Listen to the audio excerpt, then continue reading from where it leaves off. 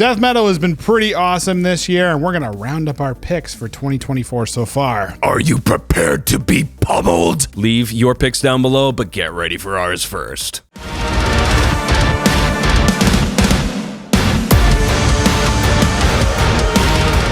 Kicking it off with Vale of Pnath, Between the Worlds of Life and Death. This album marks a return from the band's 8-year hiatus. Building on the hints provided from their previous EP Accursed, this album seems to be the band delivering deeper into blackened territory while maintaining those tech death roots.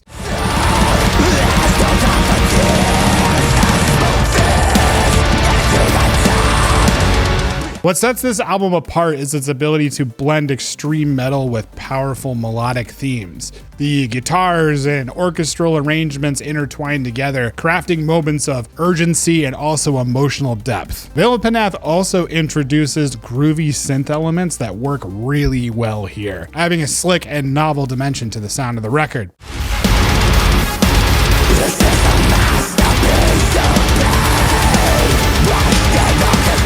The improved production quality works a ton too. It allows the layers of instrumentation to shine. It works because when the band pulls back and then hits you really hard, you can really appreciate all those nuanced pieces of the album. Fans of tech death and extreme metal, you will find a ton to appreciate here. Do not miss this album.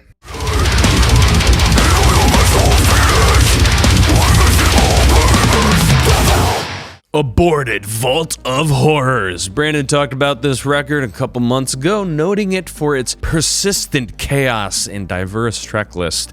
If for some reason I don't convince you of how cool this record is, go back to our best of March and hopefully Brandon can convince you. Or let the music do it.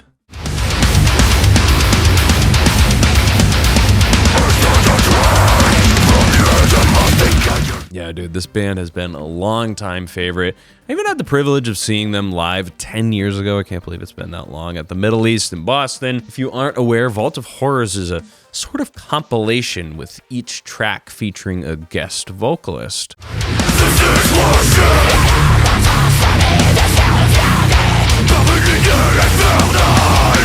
Right off the bat, I was a little apprehensive about this. You know, sometimes these sorts of projects can come off as a gimmick or half-assed. No, folks, this has full ass in it. A full ass.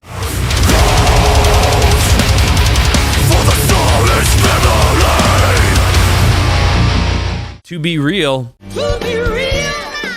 This is one of Aborted's best records, dude. I agree. As a whole, it feels cohesive, despite the different timbres and tones from the range of guest vocalists. There's no shortage of brutal and technical riffing from this record either.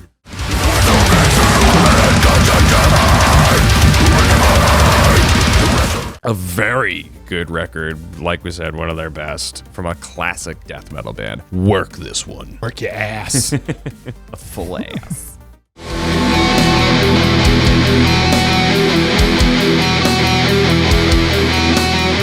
"200 stab wounds, manual manic procedures." Cleveland's 200 stab wounds returned with a absolutely phenomenal record here. It's set to release on June 28th, following their acclaimed debut, Slave to the Scalpel, which is a freaking sick record.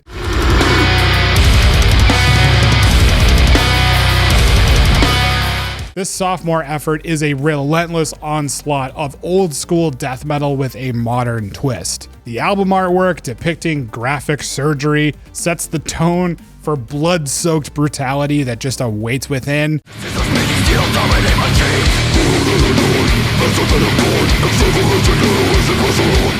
With themes ranging from radical surgery to societal critique, such as the closing track Parasite, the band fearlessly explores the darkest corners of human depravity.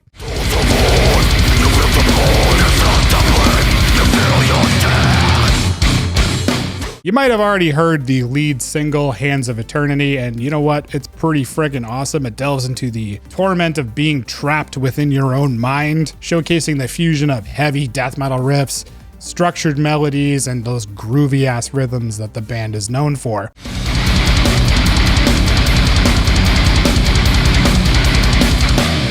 Manual Manic Procedures marks a killer musical evolution for the band. It's a visceral as hell listening experience for fans of gore-drenched old school death metal with some grit.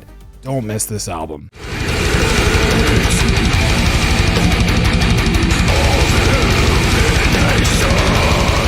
So a few days ago, Brandon was like, hey dude, let's shoot our best of the year so far, death metal. And I was like, oh fuck, it's June already, isn't it?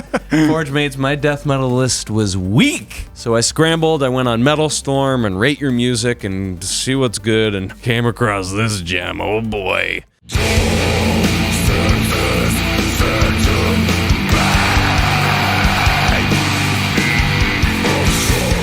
We fucking love one-man bands here, especially when they deliver high-quality music that feels unique and cutting edge. If you like your death metal highly atmospheric, episodic, and dissonant, turn this shit up.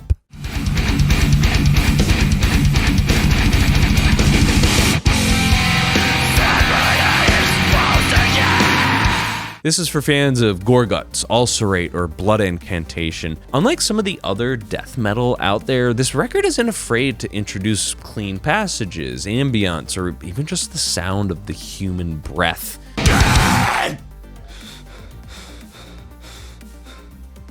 Check out this awesome part from the track Perdurance.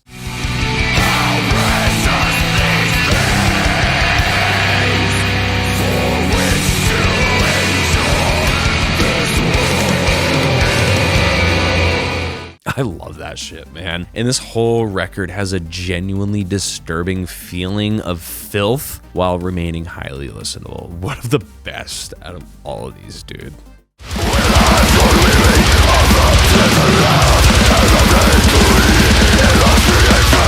Vitriol, Suffer, and Become. I actually saw this band live when I went to the Cattle Decapitation show a couple weeks ago. It was absolutely disgusting. Death metal fans, pay attention because this album came out freaking swinging, dude. This album has some serious contrast, and you know what? I really love that.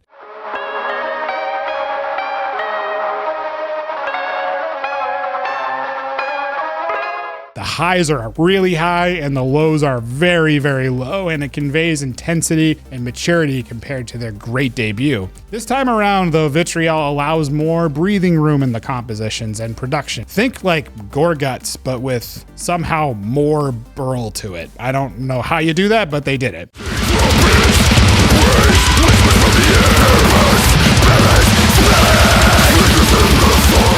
The tracks overall maintain relentless speed, but they know how to pull back and do that groovy Morbid Angel style with exceptional guitar work, and it's awesome. The Flowers of Sadism explores that groovier approach, and I love that. Think Where the Slime Live. It works.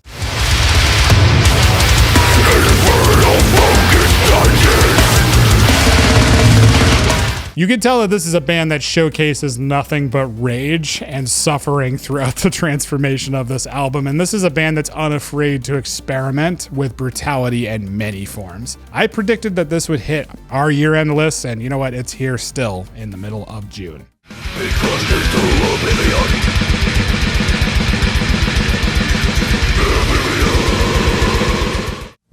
Dissimulator, Lower Form Resistance. This is for all you thrash and crossover fans. I was joking with Brandon the other day about how I have more thrash picks than I do the death metal, which is bizarre because it's not usually a subgenre that I go for, but hey, here we go.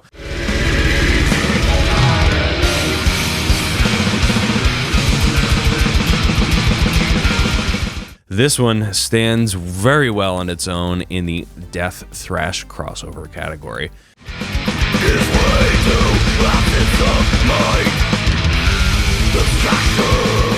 We've got the cyberpunk futurism themes, which are very heavy-handed and very welcome. We've got the classic 90s thrash production sound and the vocals.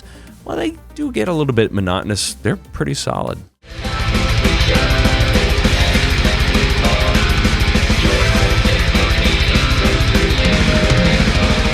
This band reminds me of if Voivod leaned into like a tech death kind of sound. There's a lot of quirky movements and passages on this record.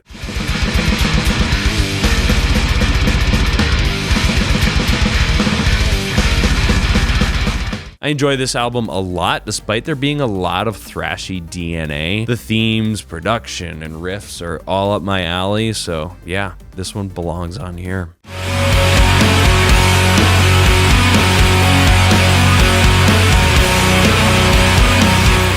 Gatecreeper, Dark Superstition. Their third album marks a significant evolution for the Arizona-based death metalers known for their desert-inspired, cactus-prickly brutality. This album, though, it delves deeper into the gloom, blending abyssal heaviness and those great In Flames-inspired melodies.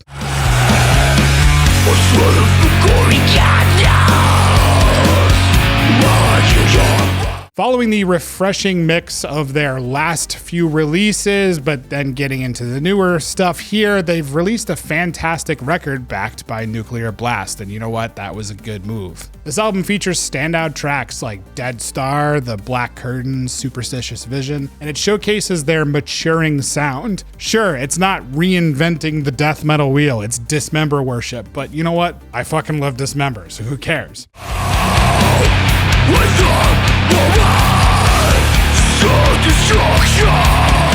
With production by Converge guitarist Kurt Ballou, this album just completely elevates the band's mastery, and this is an album that everybody should be spinning. If you missed it somehow, go back, fix that.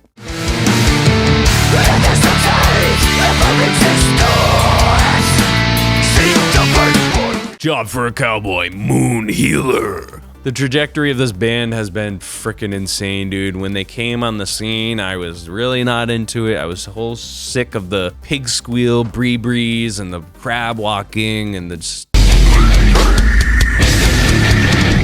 didn't feel genuinely death metal. But they have turned a corner, folks.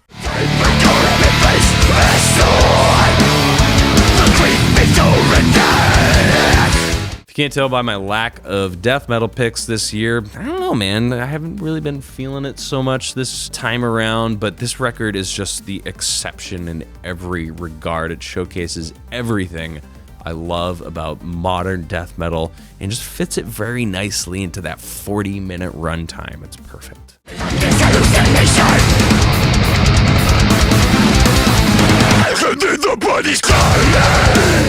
Knowing this is the same band that released the Doom EP, it's just wild to think of how far this band has come. It's everything I want in a death metal record. This is so good in the bass category. The bass is so unique on this album.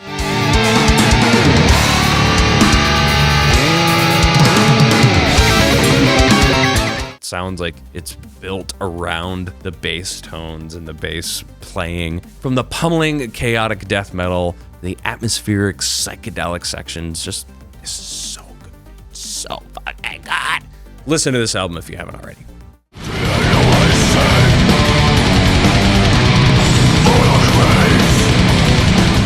Necrot, Lifeless Birth, get your cordless drills ready, folks, because it's time to drill some goddamn skulls.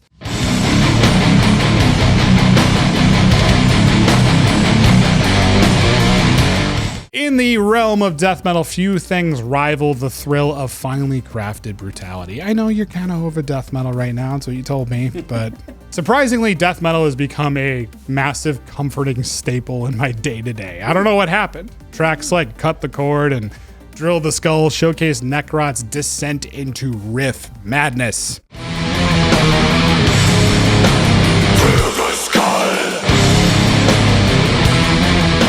This album isn't just another release for the band either. It's an important moment in their career as a death metal band. With each track, they solidify their signature sound, blending that old school allure with modern production techniques.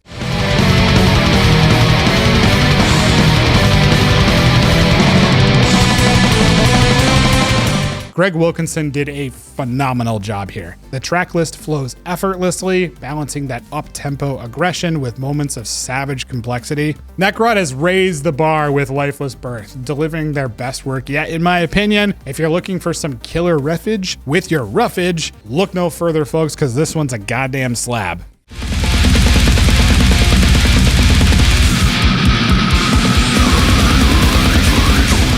Brodequin, Harbinger of Woe, an old school death metal band that has been on a 20-year hiatus. When I saw this name pop up in the band to check out list, I was like, what? I'm gonna get my balls put in a vice grip, aren't I? Yep.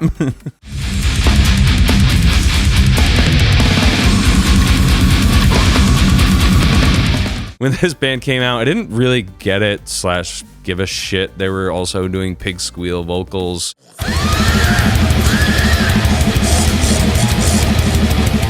Hey, Andre Antunes. Yeah, we did that first. Weird. Now that we've set the record straight, I'm glad that there are very little bree vocals on this Brodequin. Brodequin. No more.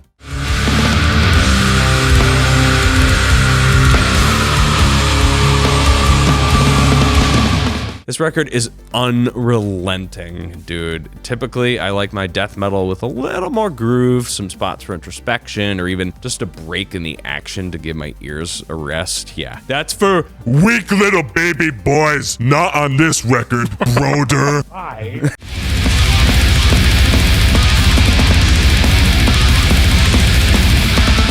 This record is like having Mark Kerr's evil twin beat you within an inch of your life as you're hung upside down naked. Because of that, I'm not going to spin this album as a whole anytime soon.